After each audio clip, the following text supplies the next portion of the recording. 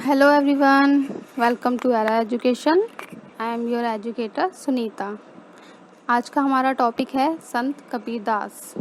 तो चलिए शुरू करते हैं आज की क्लास। संत कबीरदास जी 15वीं सदी के महान कवि व संत थे और ये मध्यकालीन युग के भक्ति आंदोलन के प्रमुख प्रवर्तक व विचारक भी थे। ये बहुत ही साधारण व्यक्तित्व के धनी व्यक्ति थे। इन्होंने उस समय समाज में फैली बुराइयों व कुरीतियों का खंडन किया था और लोगों को अपनी साधारण भाषा व दोहों से बहुत प्रभावित किया। ये राम भक्त थे और ईश्वर के निर्गुण रूप में विश्वास करते थे। कबीर जी पहले ऐसे व्यक्ति थे जिन्होंने हिंदू व मुस्लिम दोनों को साथ मिलकर रहने का मार्ग दिखाया।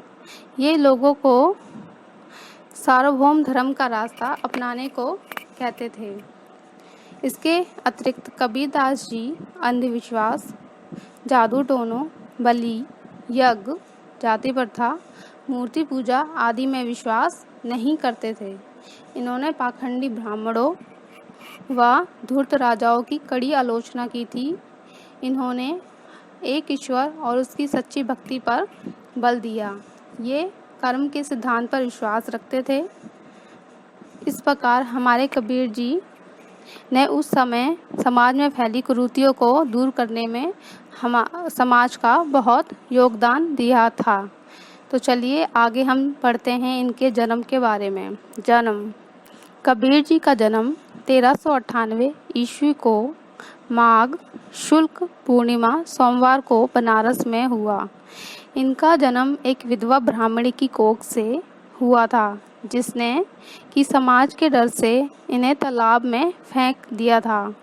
इस प्रकार एक मुस्लिम जुल्हा जिसका नाम नीरू था इन्हें उठा ले आया और अपने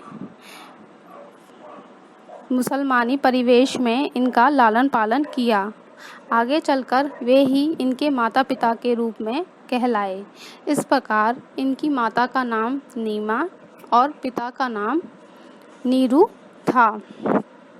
युवा अवस्था आने पर इनका विवाह करा दिया गया। इनकी पत्नी का नाम लोई था, जिनसे कि इनकी 2 संतानें हुईं, बेटा और एक बेटी। बेटे का नाम कमाल था और बेटी का नाम कमाली। गुरु: इनके गुरु रामानंद जी थे। ये रामानंद जी के चारों शिष्यों में से सबसे प्रिय शिष्य थे। शुरू में इन्होंने संत गुसाई अष्टानंद से शिक्षा ग्रहण की थी। बाद में इन्होंने रामानंद जी को अपना गुरु बनाया। इन्होंने आगे चलकर एक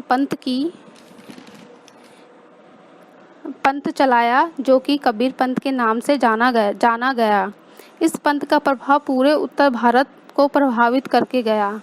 इनके साधारण भाषा व दोहों ने लोगों पर तो प्रभाव डाला ही डाला, साथ में मुगल बादशाह अकबर को भी छूकर गया। मुगल बादशाह अकबर इनके पंथ की रचनाओं से इतने प्रभावित हुए कि आगे चलकर उन्होंने दीन-ए इलाही नाम के अपने एक शाखा दीन-ए इलाही की स्थापना की थी। इनकी रचनाएं: इनकी मुख्य रचनाएं हैं सबद, साखी, रमेणी। निधन: इनका निधन 1575 ईस्वी में मगहर, काशी में हुआ था। तो स्टूडेंट्स, मैंने संत कबीरदास जी से रिलेटेड सारे इम्पोर्टेंट पॉइंट्स लेने की कोशिश की है। आई होप आपको ये वीडियो हेल्पफुल रहेगी।